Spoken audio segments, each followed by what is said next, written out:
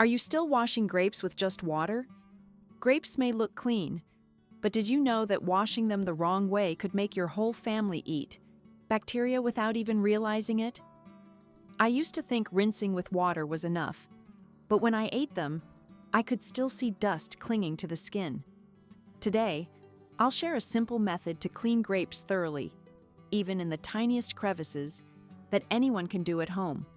And especially, at the end of the video, I'll reveal a grape dessert that will wow your whole family because it's not only beautiful, but also delicious. Don't miss it.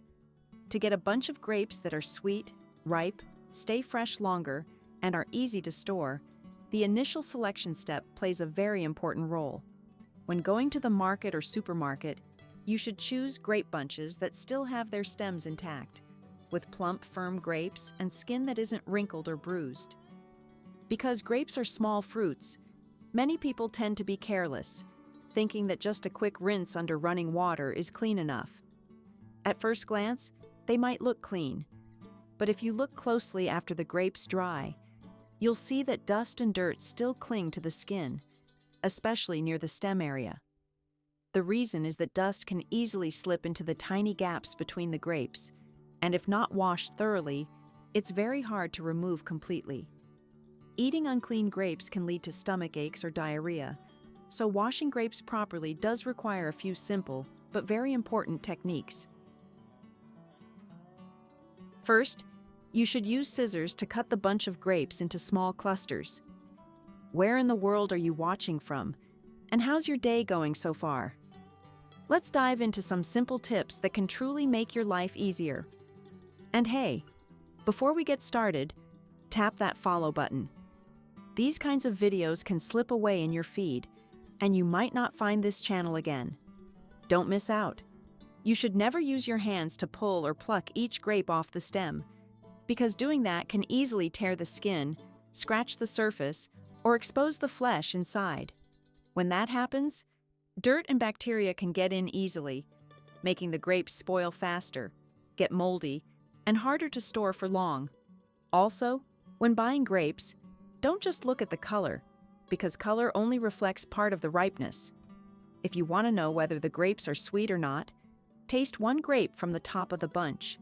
If that grape is sweet, then the rest of the bunch is very likely to be sweet too, because grapes ripen from top to bottom.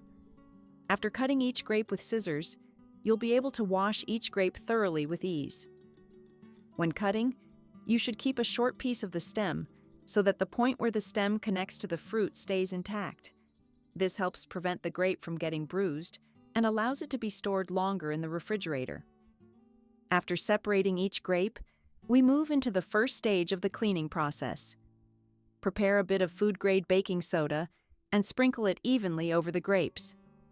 Next, take 1 spoonful of flour, put it into a bowl, add filtered water, and stir well until the mixture is completely dissolved.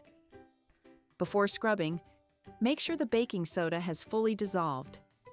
Then, gently use your hands to rub each grape in this mixture for about 3 minutes. This process helps create friction between the grapes, which naturally removes dirt and any substances clinging to the skin. These days, whether grapes are imported or locally grown, they all face the risk of pests due to limited use of pesticides. That's why washing them thoroughly multiple times is extremely important to protect your family's health. Baking soda is mildly alkaline, which helps neutralize acids on the surface of the fruit and naturally loosen worm eggs and bacteria without using harmful chemicals. Meanwhile, flour acts like a natural absorbing pad. It has strong adsorption ability, pulling in impurities, dirt, and insect eggs, causing them to sink to the bottom of the bowl. After about 2 to 3 minutes, you'll clearly see a layer of residue and grime floating on the surface or settling at the bottom. At this point, you just need to gently scoop the grapes out of the dirty water, and you've completed the first step of cleaning in a scientific and safe way. After washing with baking soda and flour, we place the grapes into another basin of clean water. This time, add a little refined salt and stir well until the salt is completely dissolved. Soak the grapes in this saltwater solution for about 10 minutes. Salt water has mild antibacterial properties, helping to eliminate any remaining bacteria on the grape skins. It also helps remove odors and extends the storage time by 1 to 2 more days without altering the grape's natural flavor. When the soaking is finished, you'll see the grapes have become glossy and clear, each one looking like a tiny piece of agate, beautifully appealing. After soaking in salt water, don't forget to rinse the grapes one last time with boiled and cooled water or purified water. This is a small step, but extremely important. It helps remove any remaining salt on the grape skins completely. If you skip it and eat them right away, it might cause an upset stomach, especially when the grapes have been kept in the fridge. After this step, the grapes are absolutely clean. Looking at each one, you'll see the skin is crystal clear and glossy like it's been polished. No more dirt or gray residue at all. Bite into one, and the sweet, cool flavor spreads right across the tip of your tongue. The skin is also soft and clean, so you can eat it whole with no worry. Still tasty and safe. Now you can store some in a plastic container, seal the lid, and keep them in the fridge to enjoy later. Or, if you want something different, save a portion, because I'm going to show you how to make chilled grape jelly, a refreshing treat for summer. Let's get started right now. After being thoroughly cleaned, grapes are already delicious to eat as they are. But if you want to turn them into a more appealing dessert, especially for kids who don't like eating fruit, then you should definitely try this grape jelly. It has a mild sweetness, a soft and chewy texture, and when served cold on hot days, it cools you down effectively without harming the stomach like many other soft drinks. First, remove the grape stems and cut the grapes into small, bite-sized pieces. Next, take out the seeds and keep only the grape flesh. Many people tend to throw away the skins because they taste a bit bitter, but in fact, grape skins contain a lot of anthocyanins, a natural antioxidant that's very good for your health. Grape skins are thin, easy to eat, and once they're properly washed, they can absolutely be eaten together with the flesh. After the cutting is done, put the grapes into a pot. Then, add a bit of rock sugar to create a gentle sweetness. You can adjust the amount of sugar to suit your family's taste. Pour in about 500 milliliters of water, cover the pot with a lid, and bring it to a boil over high heat. Once the water boils, reduce to medium heat and continue cooking for about 4 to 5 minutes. Don't cook it for too long, because the main purpose is just to let the nutrients, color, and fragrance from the grape skins infuse into the water. After cooking, you can strain out the solids and keep the liquid to make jelly or use it as a refreshing grape drink. This dish is great for both kids and the elderly. It's easy to eat and good for your health. If you find this recipe helpful, please support me with a like.